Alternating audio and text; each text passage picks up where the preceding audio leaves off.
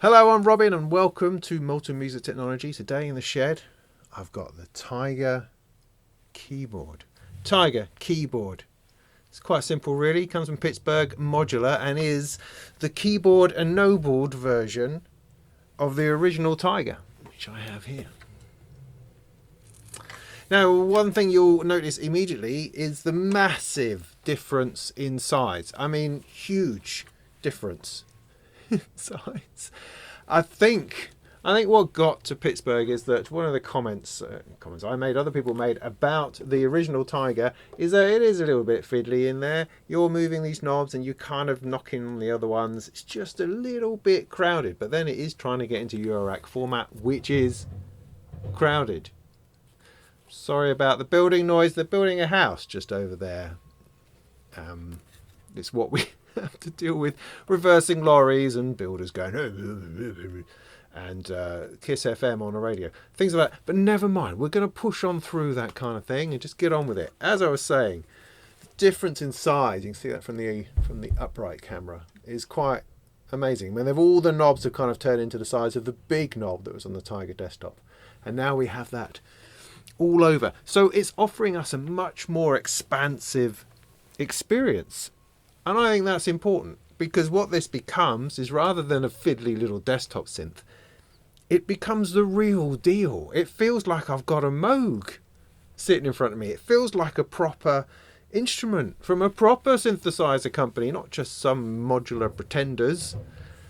So it has this physicality, this weight, it has this penetration into reality that we don't normally come to expect, and I don't normally find in my messing around with stuff.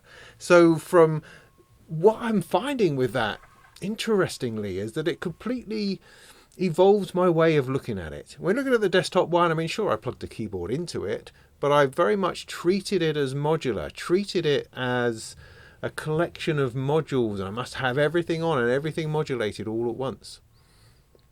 With the Taiga keys, you don't feel that. Because it's like when you sit down in front of a mini Moog, you tend to select a waveform on the first oscillator and play with that, and then pull in the second oscillator, maybe to give it some beef, and then you use a third one maybe for modulation, or maybe to give it something underneath. And you have this build-up of layers with a 3-oscillator synthesizer that you don't really have quite so much with a 3-oscillator desktop synth or modular, because you would be immediately tempted into playing with those completely independently and messing them all about. And in fact, one of the big differences between the desktop one and this one is how those oscillators are tuned. And I'll show you that in a minute.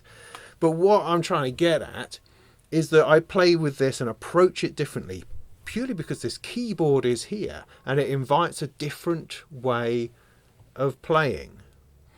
And that's interesting to me. It might not be interesting to you, but that to me is quite fascinating. And it has changed the way that I play this and use it and how I'm going to demo it. But I will also, I think, with a bit of luck, break it down into its component modules and mess around with it in a more of a modular way as well, because it can do all of that. Because look at the size of this massive patch bay at the top. You've got pretty much access to everything, although not everything, but pretty much everything. Now, I should have done a video on this a few weeks ago when it was first announced, but I kept running into problems because there were things that were just missing that I really like. And they were firmware issues that I hadn't quite squeezed out yet. So thankfully, yesterday I think it was, a new firmware has come along which fills in all the gaps of those little bits and pieces that I wanted to talk about. So now I can. So by the time this is available in the shops, which is more or less about now, you should be able to get the new 1.1 firmware update, and that will fill in all of those little gaps that no one's been telling you about so far in the demo videos and reviews that you've seen. So I will talk about those a little bit. I will talk about the waveforms, I'll talk about the filter, I'll talk about the dynamics, I'll talk about the weird digital control and messing about additional modulation system that Pittsburgh likes so much, and then throw it all together in some kind of summary of how this keyboard makes me feel. That's the plan. Throughout that, hopefully I'll be able to give you a whole bunch of sound demos. You'll be able to see things on the scopes, and we'll have a better understanding of what it is this is capable of. But first of all, just straight off the bat, I can tell you that it is different. Its key quality, its main selling point is that it is different. It melds together a subtractive synthesis, West Coast synthesis, East Coast synthesis, different things, harmonics, wavefolding, low pass gates as well as VCAs. It's in some ways a mess and a mash up of these different things, and that gives it such a range of possible sounds that it's quite really extraordinary. So you can FM into each other if that's the sort of thing that you like, or you can complex oscillate, you can wavefold, you can jiggy it about and just set it on fire, I think. It'll also do bass lines and stuff, so it does a bit of everything. So with that introduction, and with them next door throwing things into a skip as loudly as possible, let me bring you in and we'll have a rummage.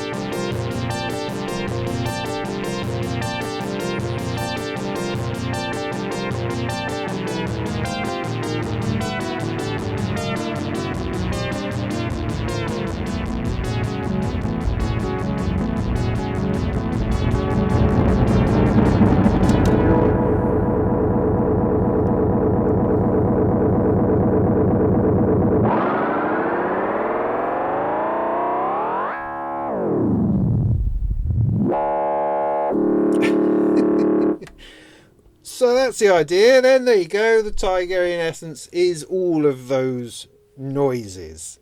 So let's get back to somewhere sensible where I just want to have a sensible sound. That'll do.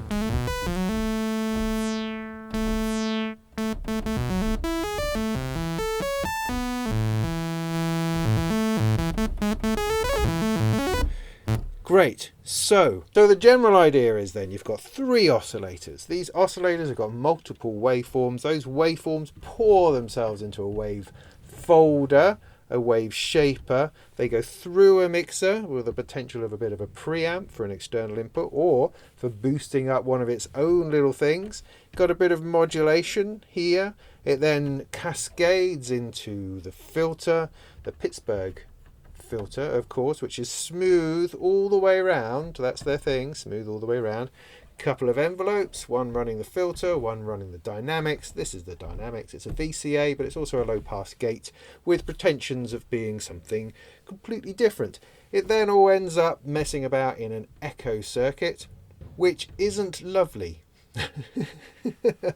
And then a remarkable thing at the end is this bay here, a Eurorack bay. You've got room enough there, I think, for some couple of modules. 24 HP is it? I can't really remember.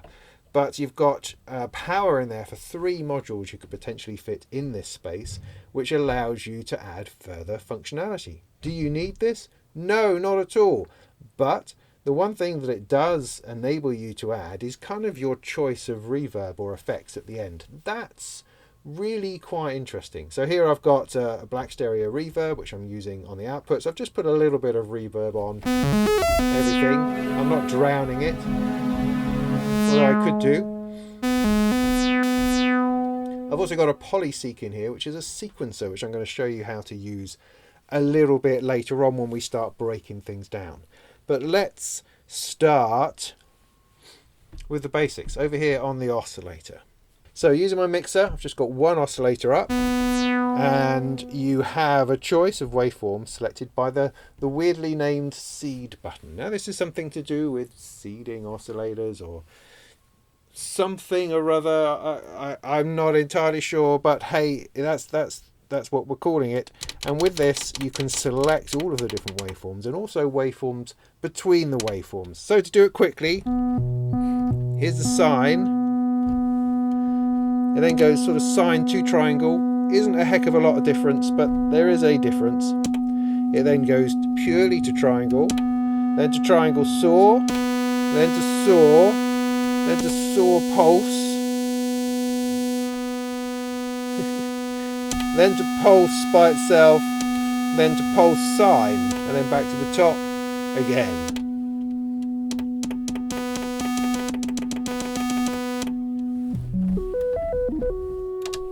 Let's just put something going up and down the keyboard.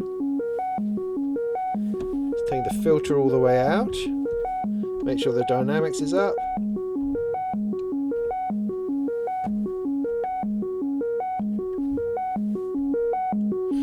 So that's our lovely sine wave. Adding a little bit of triangle in there. Then straight to triangle. Adding a little bit of saw. Then a dramatic change to saw and square. There's our hollow square sound, and then back to square and sine. Now one of the things they added in with the firmware update, which is my favourite thing, which is random selection of wave shape. So with another press of the button, it will now pick a different wave shape on every single note. Now that in itself is quite a beautiful feature.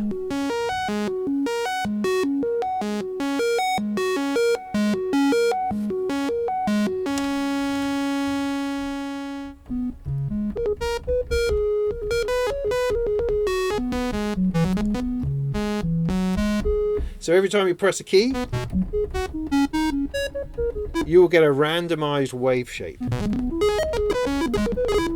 It's not entirely well behaved. You get a little bit of clickerage between it. I mean, one of the things that this does as far as the envelopes are concerned is that the envelope will fire and re-trigger every time. There's no like legato mode.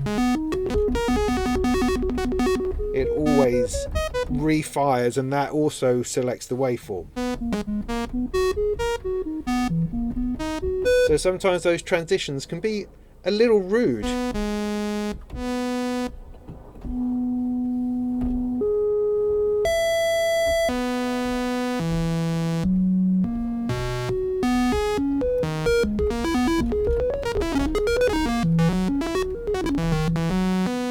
Depending on how fast you're going.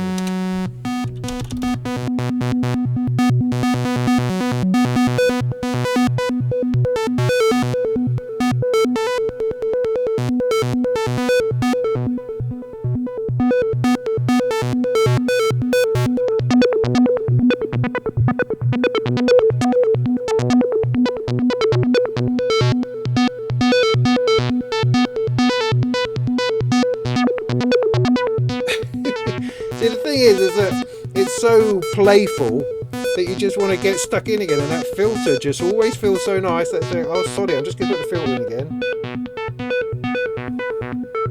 See, this is one oscillator randomly choosing its waveforms, sounding just awesome.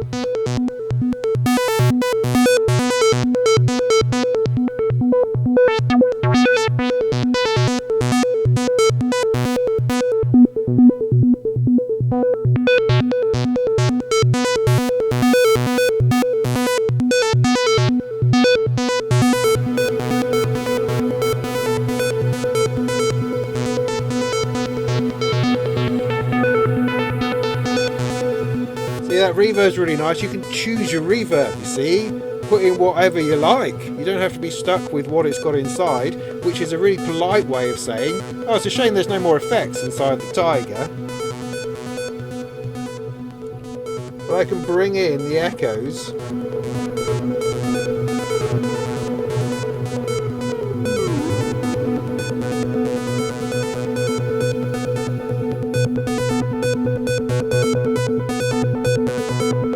Which in the right context is totally lovely.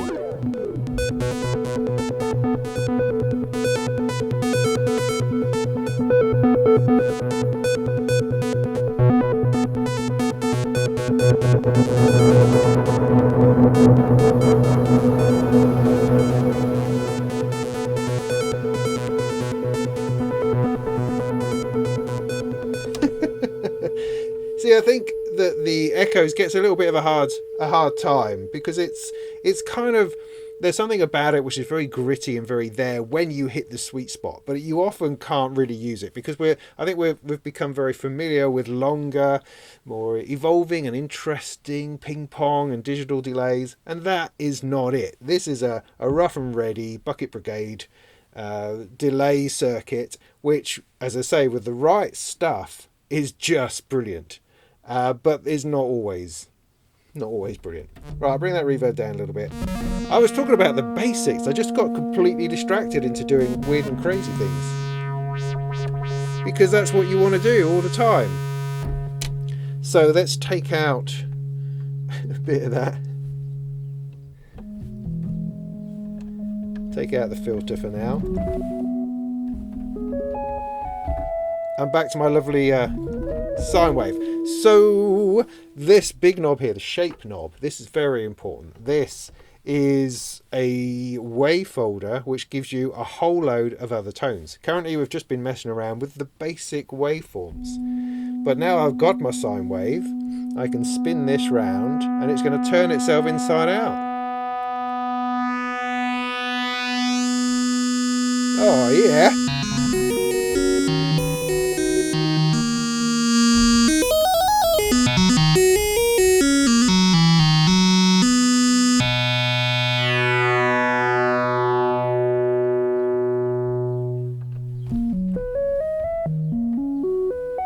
Back to our sweetest sine wave.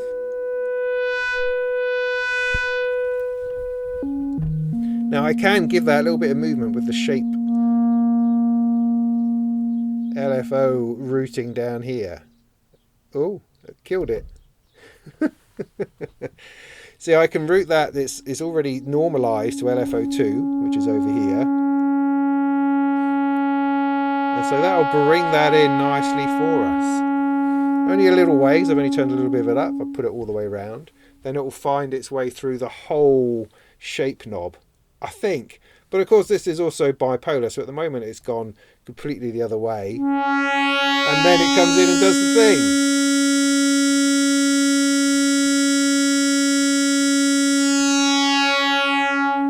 And then finds its way out. If we want it to be continuously moving while we still hear it, then we kind of need to put the shape to about the middle or beyond.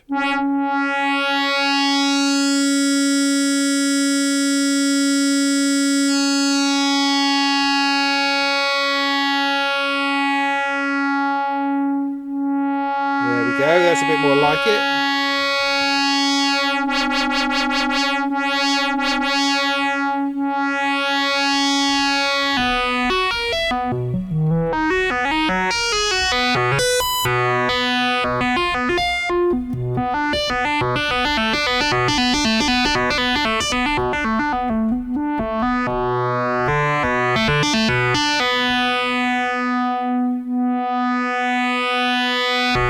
But of course, it doesn't do it just purely on the sine wave. It does it on any of the waves that you like.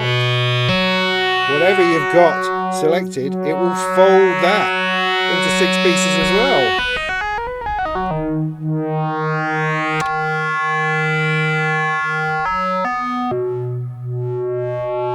Let me triangle.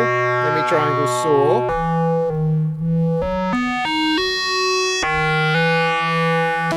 Just my saw.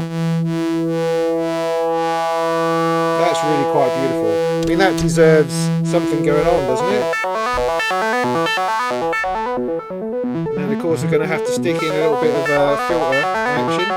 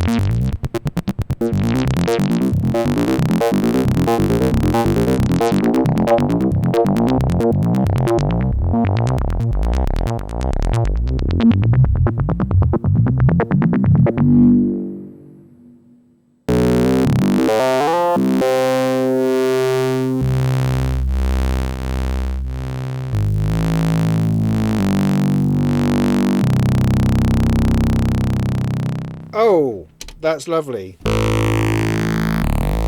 get a very throaty one when you go between saw and square.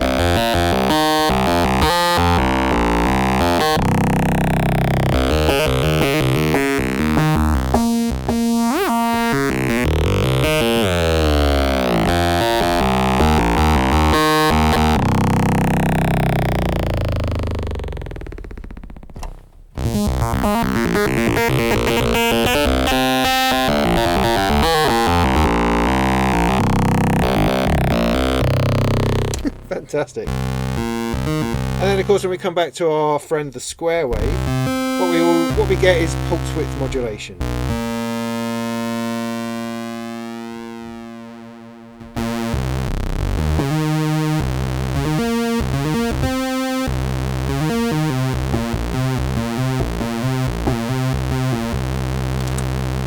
So I'm a fan of a good arpeggiator.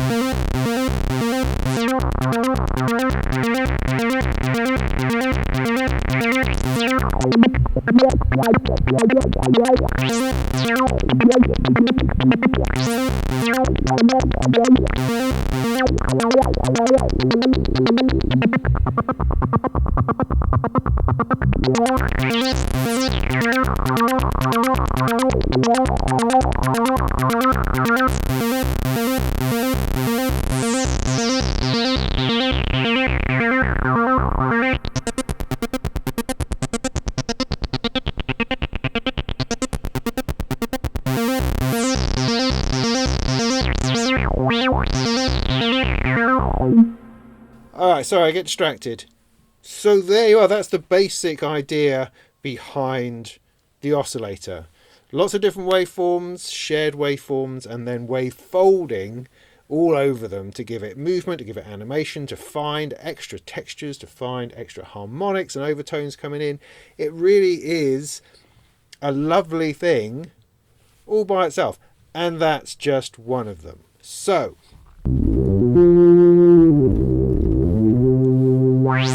as I say, I really quite enjoy playing it as a keyboard. It becomes this instrument. I have to play it. I'm no longer thinking about, oh, can I patch in a sequence? Can I do this? How can I modulate? Because those things are already sort of built in, and I want to play it.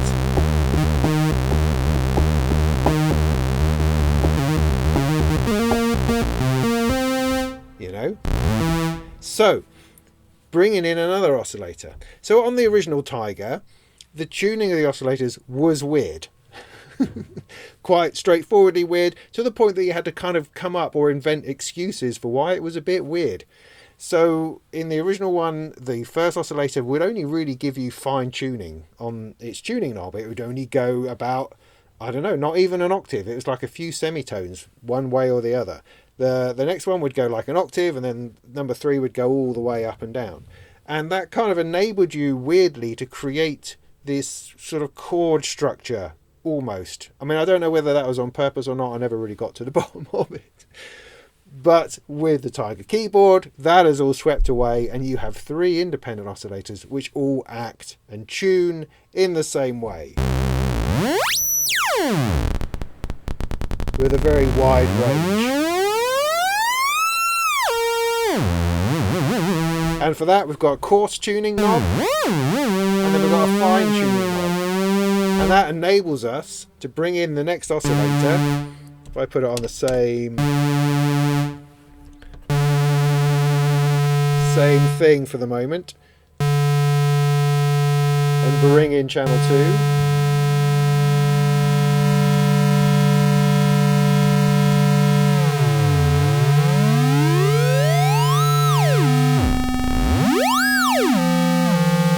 So I can tune them to whatever I like.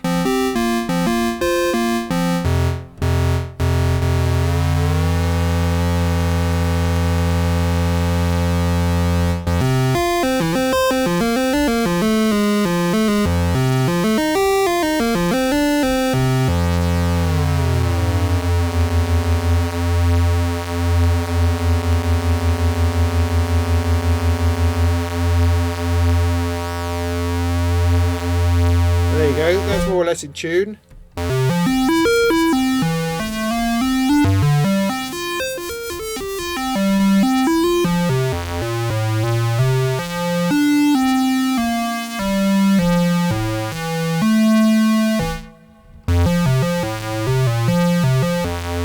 And then of course you can detune it to get it moving against each other a little bit.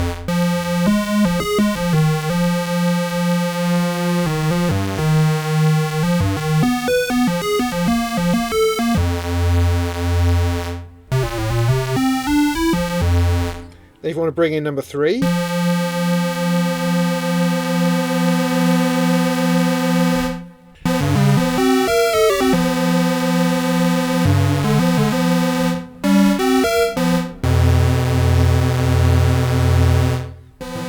so with the third oscillator,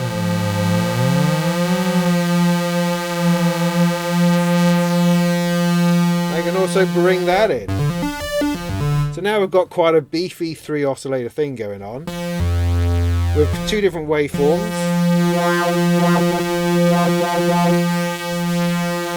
Why don't we introduce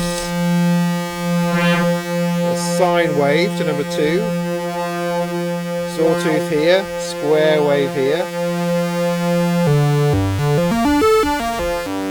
Let's stick our hold in again. Let's put in something a little bit major this time.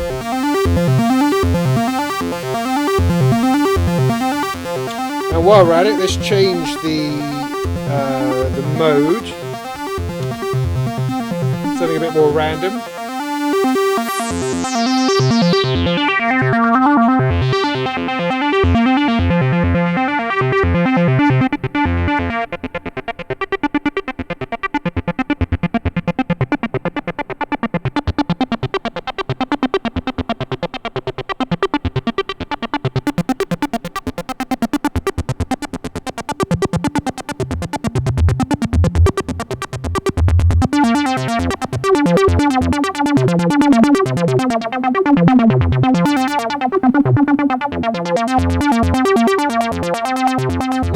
modulation for all of this has also been changed, because you've got an extra LFO that we didn't have on the desktop.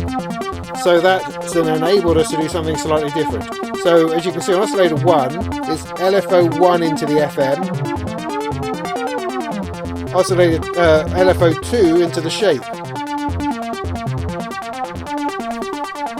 Whereas on oscillator 2, you've got LFO 2 into the FM, LFO 1 into the shape. And then 3 is the same as 1.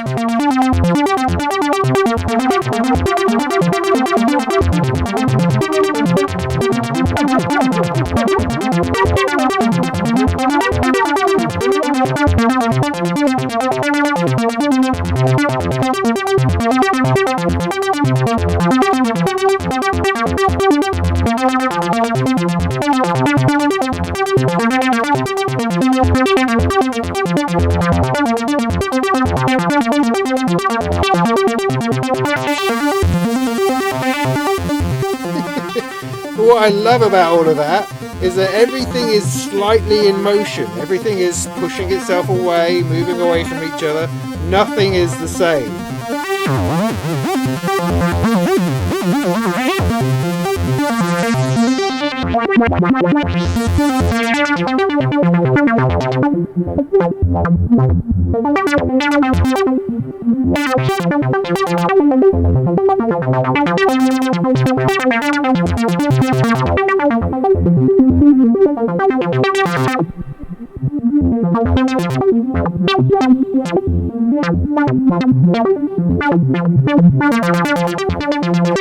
Okay, so the LFOs also have more range than what we're giving them.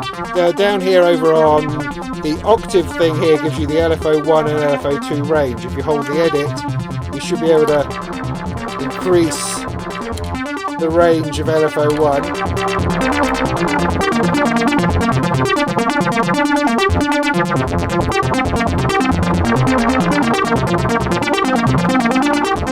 We'll swap it back down to slow again. Same with LFO 2.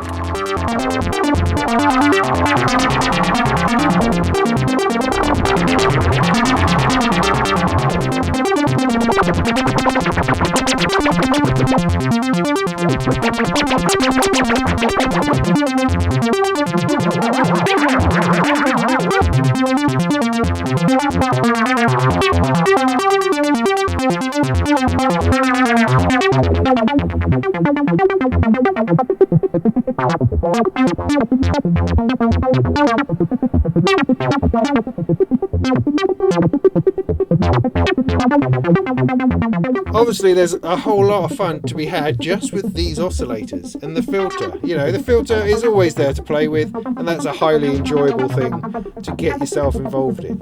But you know, I can stick all of these onto random, and as I bring the filter out,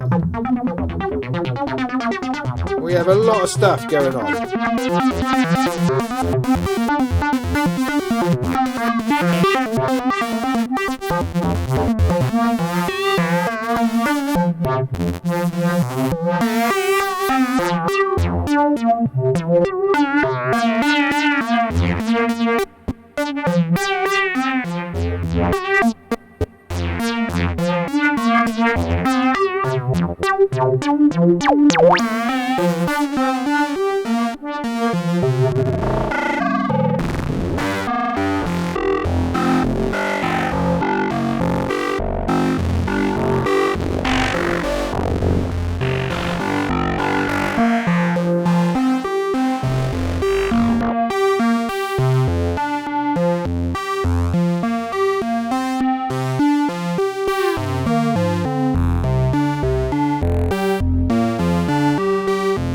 Of course, with 3 oscillators, you can push them about into all sorts of places.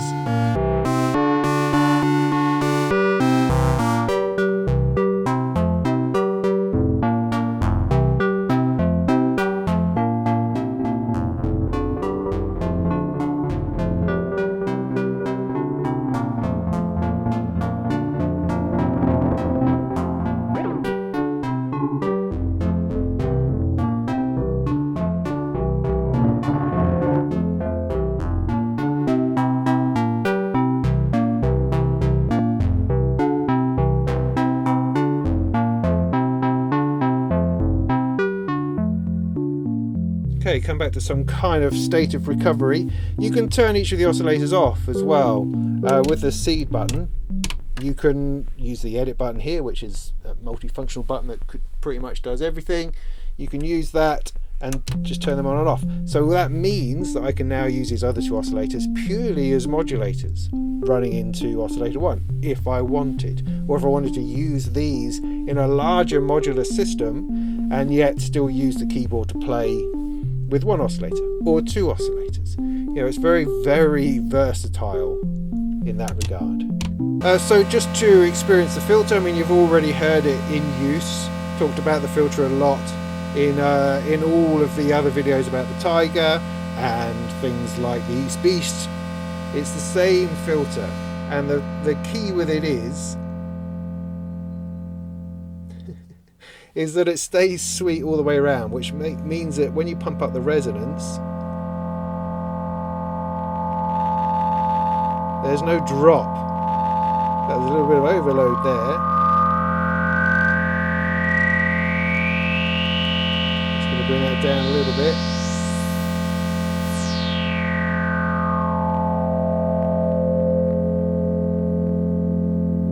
So it's immensely good all the way through.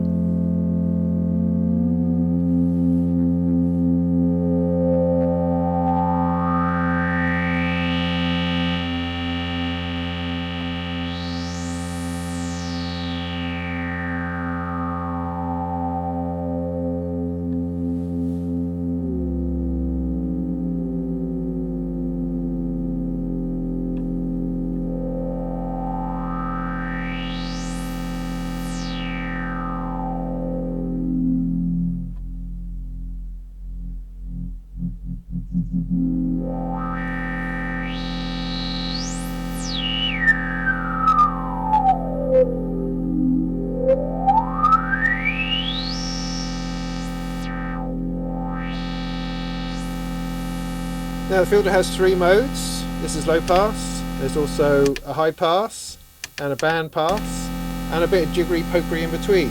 Let's get something a little bit, let's turn down, let's just go to 1. Let's go to a sawtooth.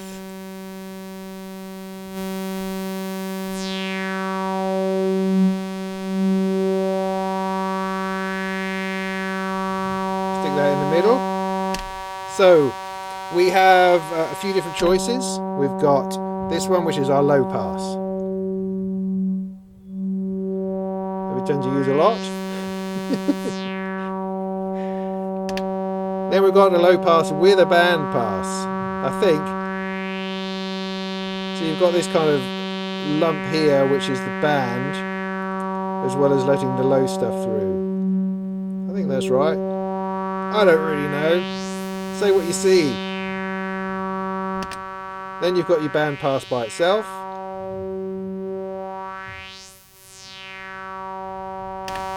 Band pass with a high pass.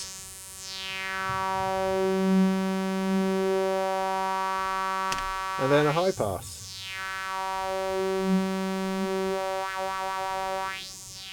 But as with the oscillators, it also has a random mode.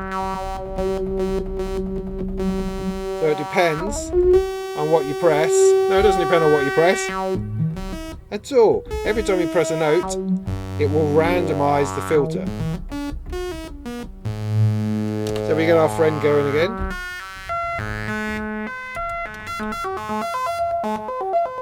You've now got this continuously changing filter.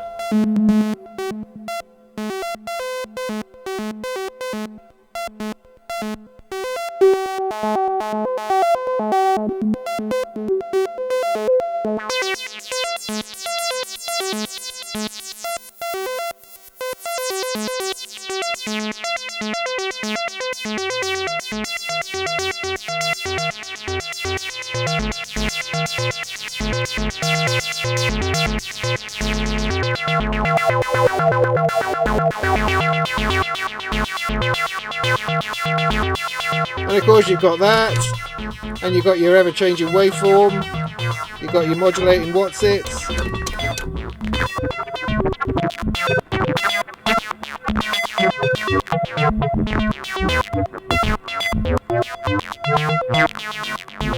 It can all get a little bit crazy in there.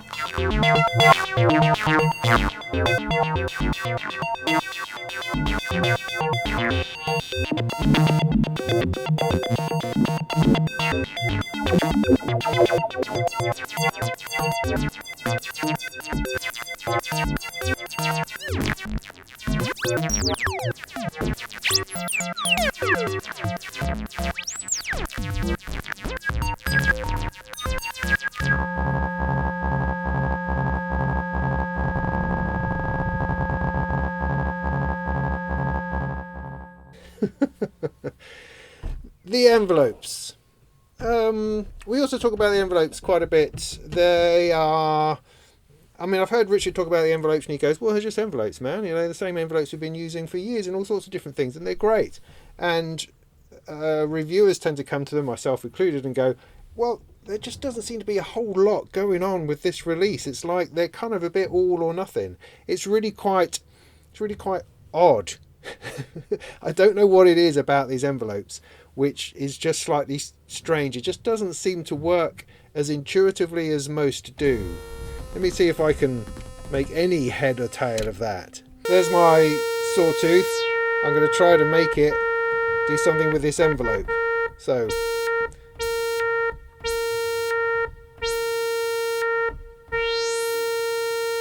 there's attack.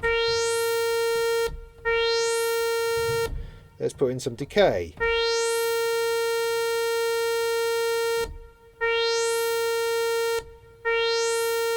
See, that doesn't ever seem to work. I'm expecting it to come in and then go out again because I'm using decay. But that seems to only work if you add a sustain. Does it? See, I don't quite understand.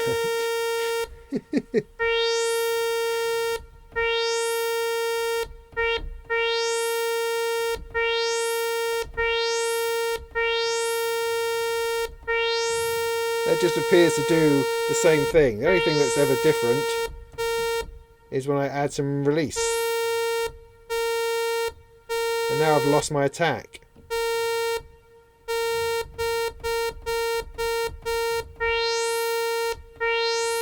See, I'm not fully understanding this.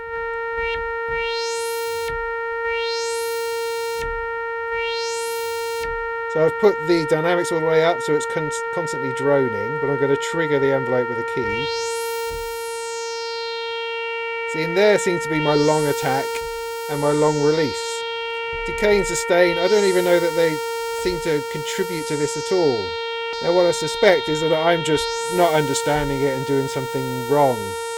But I get the attack and I get the release. It's these other bits in between that don't seem to make a heck of a lot of difference. Coming back to the envelope for a moment, I think I've worked out where I was going wrong, and evidently it was me, not the device.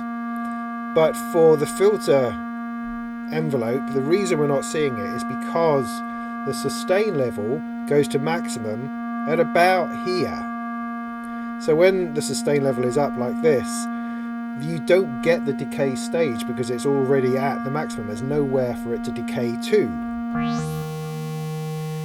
So we get the attack, but then it holds onto the sustain, there's no decay, and then we get the release.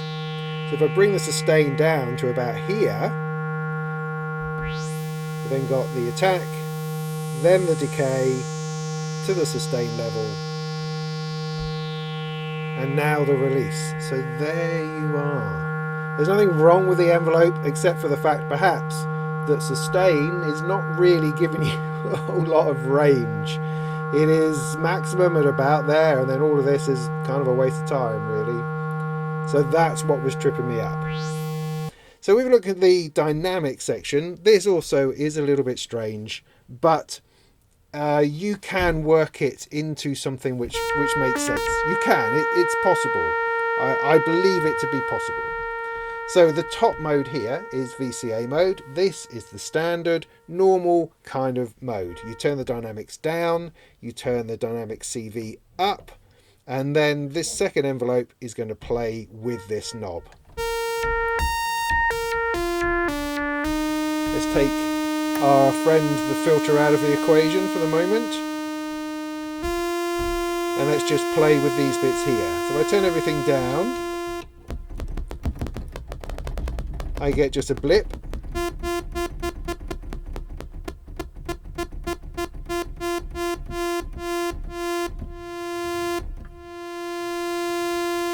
There's a fair bit of attack there.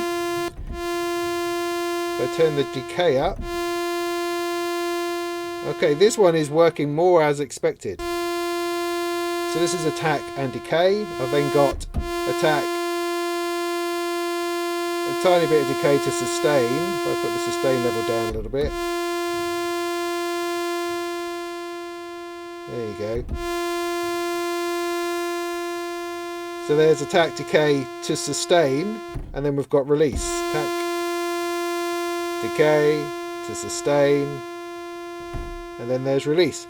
So that works, you know, far more how we expect it to. But, you know, with sustain, the rate of travel is about here. With release, it's about here. There's not, doesn't feel like you're getting a reasonable throw on all of these things. You know, sustain is maximum, maximum, maximum. Sustain is at its maximum about here. So what's all this? What's all this for? I don't know. It can't go any more to its maximum than it's already at its maximum to, if you know what I mean. So that's just weird to me. And the same with release. If I put that all the way up.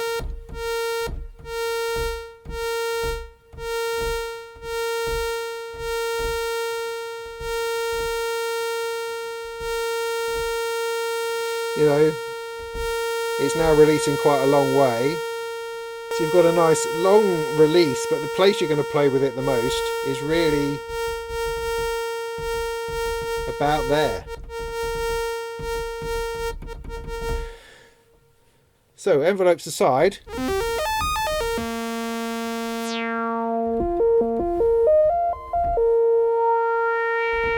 let's have a look at what else the Dynamics offers. So it offers this low pass gate idea, which is where you have this very organic kind of sound and release. But Pittsburgh have worked it into the envelope as well, so you can actually give it some shape. So if we put it into low pass gate mode, this includes a VCA and a filter kind of rolled together. Now if I turn everything down, we get the minimum low pass gate effect.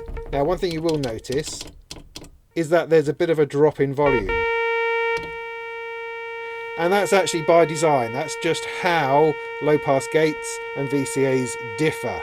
One is amplifying, one is, I don't know, doing something else. I can't explain it, but I spoke to Pittsburgh about it, and they say, oh yeah, no, it's just a thing. There's a difference between a VCA and a low pass gate that requires more headroom or something, I don't remember. So that drop in level is intentional, or rather is by design. It's not some kind of fault. So you can cope with that a little bit by turning the output up, I suppose.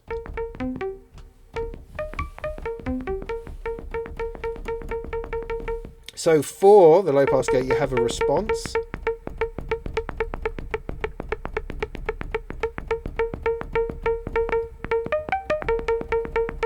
and you also have a resonance amount for essentially the filter.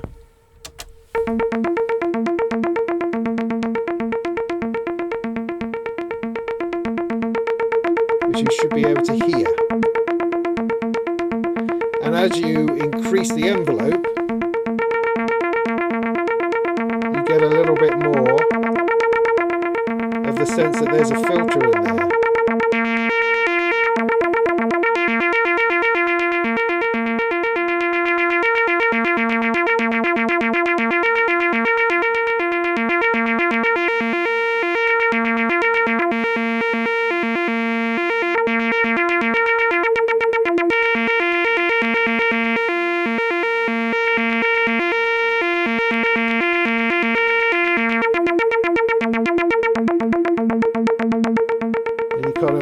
Back to that woodiness.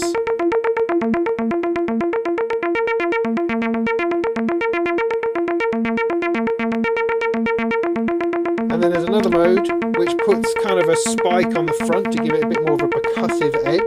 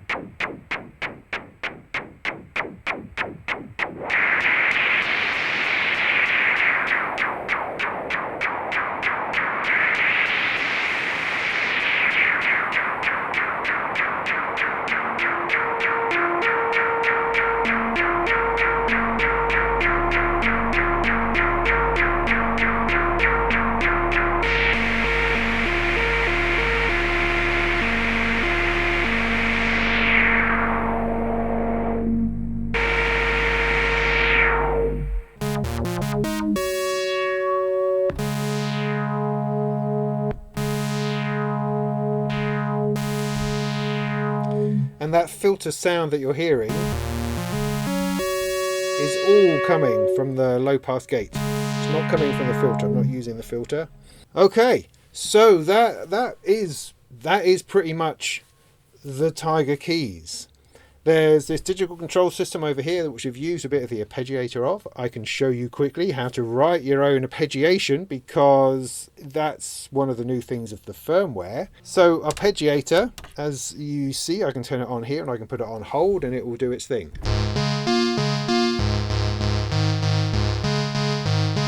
There are different modes. If you hold the edit button and press the mode button, it then shows you through these cryptic lights here as to what mode it's on.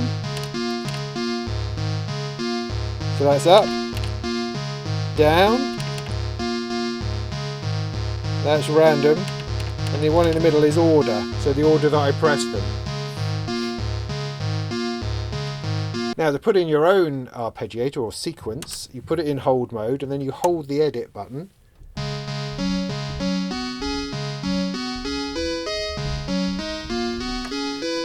And then you put in the notes you want it to play.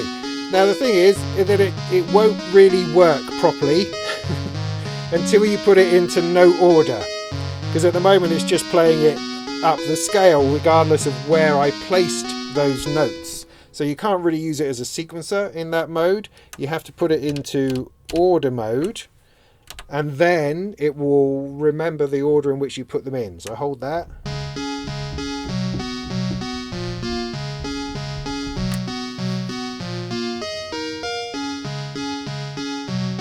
So it's now following the sequence that I put in. You can also put in rests.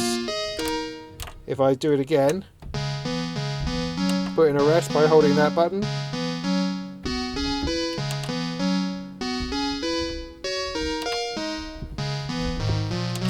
I can't remember how many notes I've done now.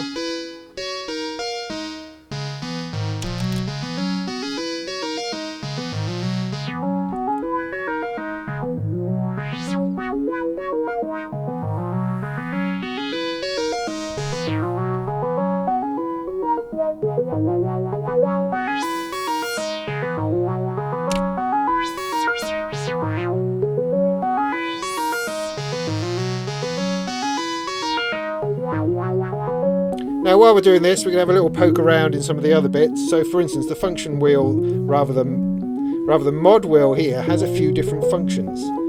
And it allows you to take something from the multi-out here and plug that in to do something else. If I plug this into the filter, frequency of filter 1, I can now use this to affect the filter. We've also got an amount here, so I need to be turning that up. So in here I've got an LFO, I've got a decay, I've got a, I don't know what the heck that is, and I've got a regular 5 volt. So if I put it onto 5 volts, I can essentially use the mod wheel to turn up the filter.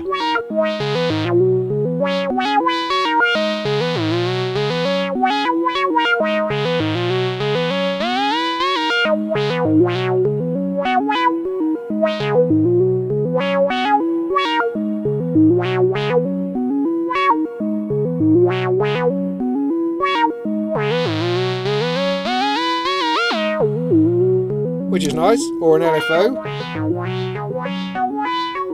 Now if I hold the button, I can change how fast that is.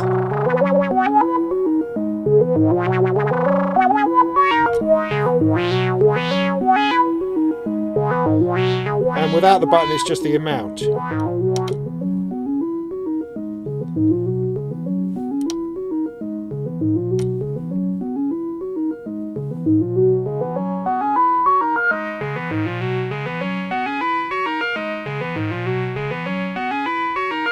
Now that should be an envelope, but that doesn't seem to be working for me. Let me see if I can get that a bit more right. No, that's not working. That's odd. That was working before I did the update, so I wonder whether I've messed something about there. I'm not going to dwell on that. I'll then stick it onto this other fellow. I forget what that is.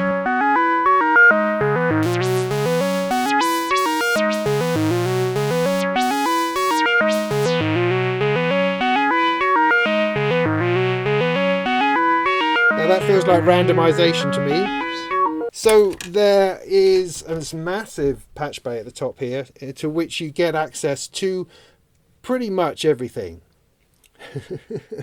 Pretty much, because you don't get everything.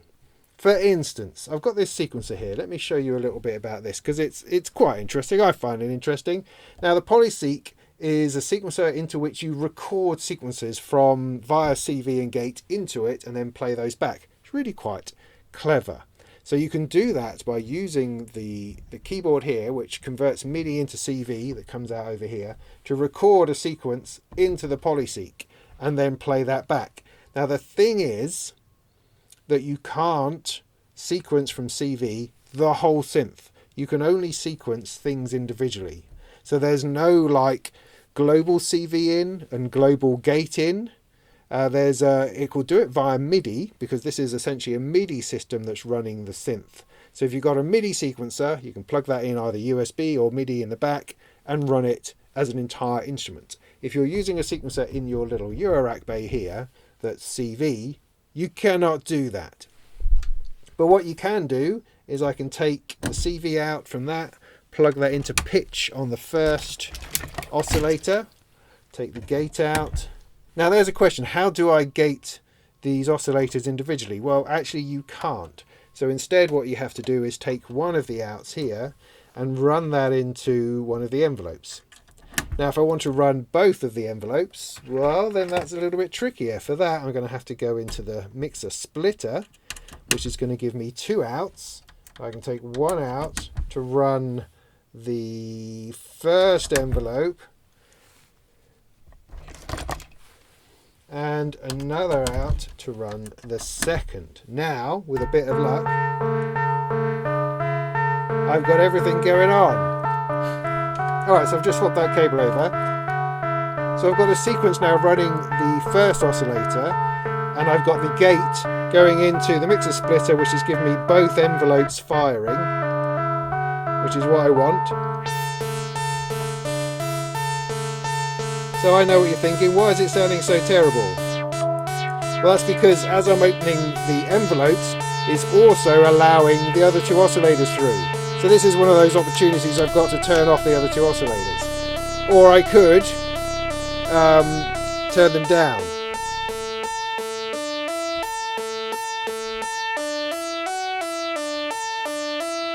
Or both those things. So I've now got this single oscillator, being controlled by the sequencer here.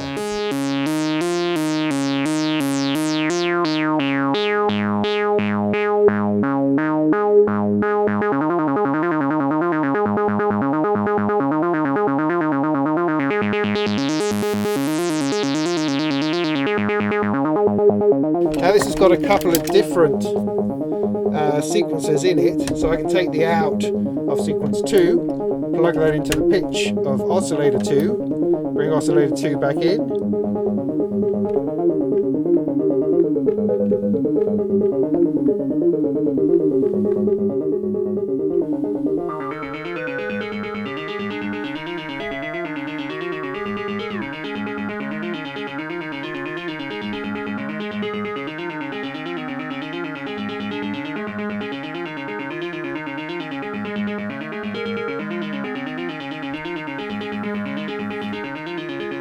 But of course there's only one filter, one dynamic system.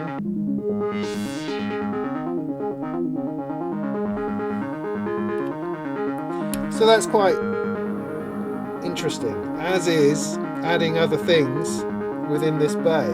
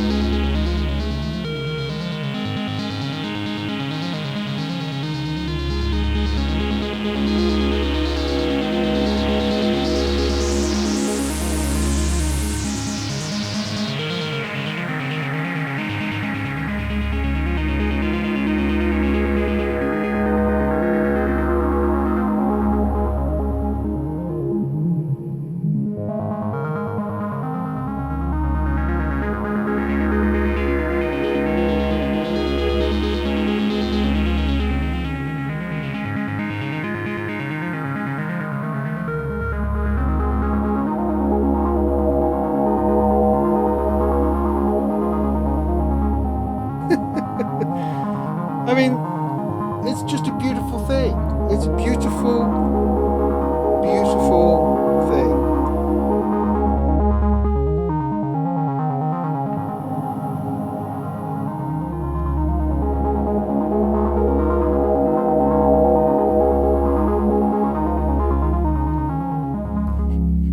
I think you get the idea. I mean, there's plenty more time could be spent in the patch bay with patching things together, doing different things. There's a paraphonic mode where you can play two sounds at once, which is useful. It uses the velocity of the keyboard to drive the other oscillator in order to keep them apart. It's really quite interesting. There's a lot you can do. Just trying to find where the sound is still coming from. And so you have endless opportunities to patch and repatch and to find other modulations, to mix things together, to boost and preamp certain waveforms and use the juiciness of that. Or if you wanted to patch into the filter from somewhere else, you can do that. You want to patch into the dynamics, you can do that. So the versatility, is enormous in this thing. The bay over here is really going to be down to personal choice as to what you put in there. I mean, effects certainly, granular stuff, put in a beads or something like that. If you want to create more LFOs, you can do that. I mean, obviously, the complete point is that you could do whatever you like with it. That's the thing. Is it useful? It is. It is. Yeah, I've decided that it is. I mean, just the very fact that you can put in your own choice of effects is quite interesting, although you could do that with a pedal or an effects unit. Otherwise, I'm trying to think of a reason why it's really going to benefit my life or my workflow or my music making by having that there. I mean, I do love the fact it's brought out the PolySEQ for me in a really interesting way, and I've thoroughly enjoyed using that. Though I probably wouldn't have thought of doing that, perhaps, if I had that just in my rack somewhere else. So it does have the potential to do interesting things, but it's not as if there's any holes particularly in what the Taiga offers, other than perhaps the reverb that I have added.